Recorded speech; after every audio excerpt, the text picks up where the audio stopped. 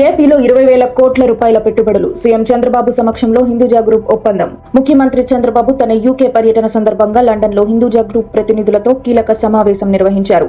ఈ సమావేశం ఫలితంగా హిందూజా గ్రూప్ రాష్ట్రంలో దశల వారీగా 20,000 కోట్ల రూపాయల పెట్టుబడులు పెట్టాలని నిర్ణయించింది. ముఖ్యంగా విద్యుత్ రంగం, గ్రీన్ ట్రాన్స్పోర్ట్, ఎలక్ట్రిక్ వాహనాలు, ఛార్జింగ్ స్టేషన్ల అభివృద్ధిపై ఈ పెట్టుబడులు ప్రధానంగా దృష్టి సారించనున్నాయి. ఈ ఒప్పందం ద్వారా ఆంధ్రప్రదేశ్లో వేలాది కొత్త ఉద్యోగాలు సృష్టించబడతాయని అధికారులు అంచనా వేశారు.